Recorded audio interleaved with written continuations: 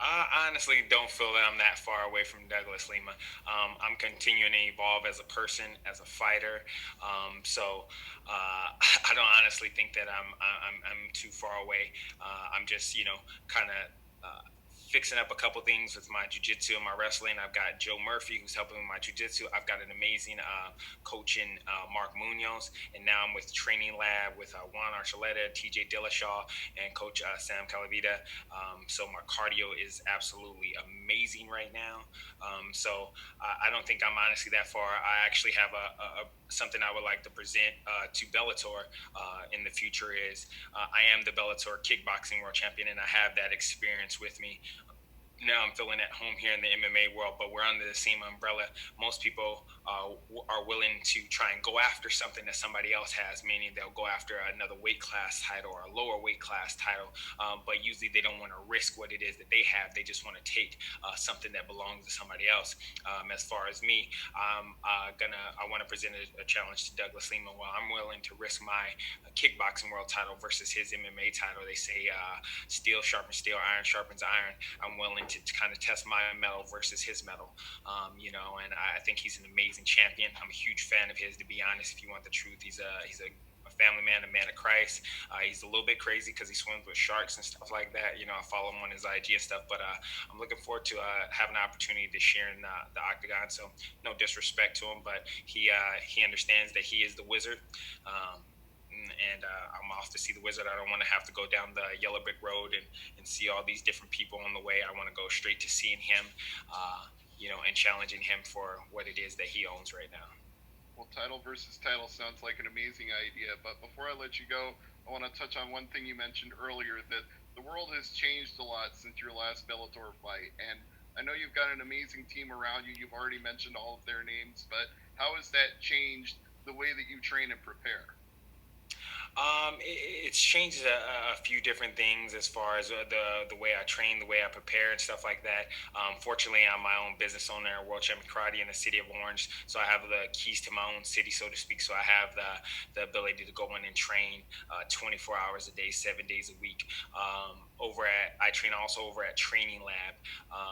In Placentia with Mr. Calavita, and they actually have been doing a great job of making sure they're keeping all the athletes safe. They've been doing a weekly test with us, just to make sure that we're doing COVID tests, we're doing temperature checks, we're doing all these different type of tests to make sure that our athletes are staying safe, and we're doing them several times a week to make sure that we can still train and we can still compete to the best of our ability. So, there has been some extra hoops to jump through, but as with life, you get thrown different roadblocks and challenges, and it's our job to try and overcome those. And we have done that together as a team. All right, next question from Giancarlo. Hi, Raymond. Just brought up there also like your first transition to MMA, you came out on the losing end in 2008, but now you're on back-to-back wins in Bellator. Just what was something you took away from your first attempt in MMA that has really helped you in the second attempt in Bellator? I think just the humanizing experience. I always try and tell fighters that are coming up to kind of like never believe your own hype. Some people get carried away in it. You see all these fighters, they start to talk about this, they even start to talk about themselves in different person, third person, or whatever the case is. But don't believe your own hype. When I was younger, I was kind of caught up in believing my own hype, so to speak. I was an undefeated kickboxer. I was knocking people out with stuff that people have never seen before. So I was kind of like, yeah, I'm the man. As a young man, that's what you believe. You believe that you're untouchable. And when I went into that first experience, I had zero training in wrestling, zero training in jiu-jitsu.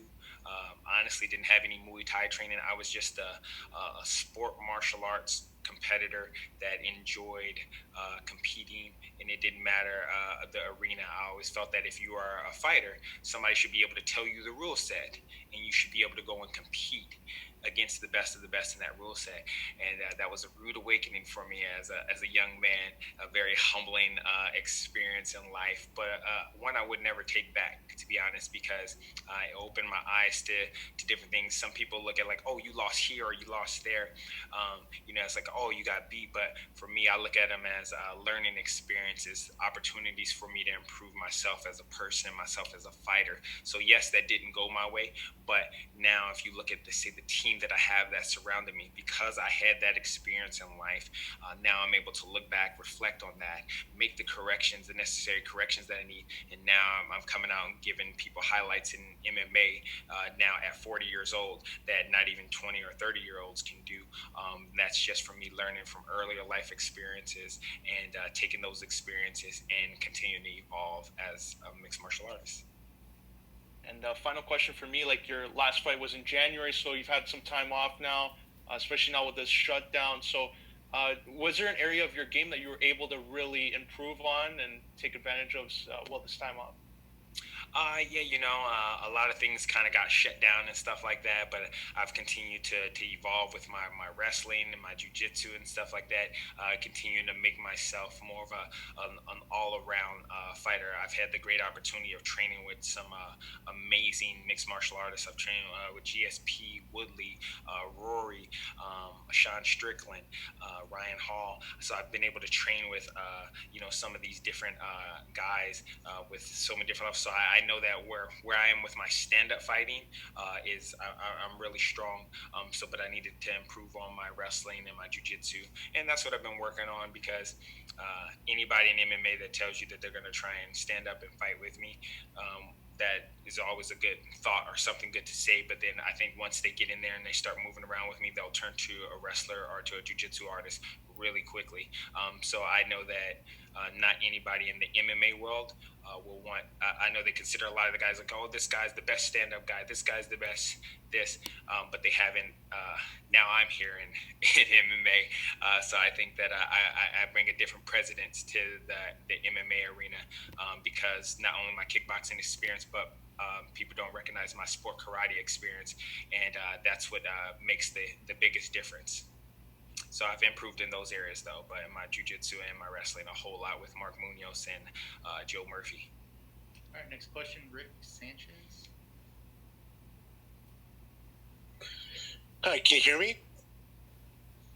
Hello? Yeah, we can hear you. All right. My question is, with your fight coming up this Friday, how mentally prepared are you to be back in now in the Bellator cage, and now, like right now, what's going on with this pandemic? That's an awesome question. I mean, as far as there's a lot of different things going on in the life and are in the world. So I think it's giving people an opportunity to spend time with their family, to enjoy their loved ones, but it's also put a reality check. We've lost a lot of great people. I'll just even say superheroes. We lost the Black Mamba, we lost the Black Panther. So for me, I look at this as a great opportunity to go out and to be able to perform and become that superhero kind of for the public. I get to fight. I'm honored to be able to fight on 9/11 when it's a day in our history where we lost a lot of good people, to acts of violence. And there's a lot of, say violence going on in the world right now because of different, things, different beliefs, different, bigotries that people feel. So I think it's awesome to have the opportunity to go out and to, excuse me. Don't worry, I'm COVID free. Doesn't come through the. I hope it doesn't come through the camera now. Actually, but there's a lot of different, different things that are going on in the world, and so for me to, for Bellator and Paramount Network to give us the opportunity and the platform to go out and to inspire people or to relate to people, or, and that's what I look. That's what I look at it as what I do. That's why I go out and I perform the way I perform. That's why I fight the way that I fight. Is to go out and to be able to inspire people that. So my mind is always focused. I'm always ready to fight world class athletes. I do it on a daily basis. I don't think it'll make it any different. But like I said, I'm honored to be able to fight on 9/11. Jay? Thanks very much. And Raymond, you talked about age and the wisdom you've acquired. In a sense, do you feel like a bit of a late bloomer when it comes to MMA? Does that mean you might be able to carry on a little bit longer into your 40s than perhaps otherwise?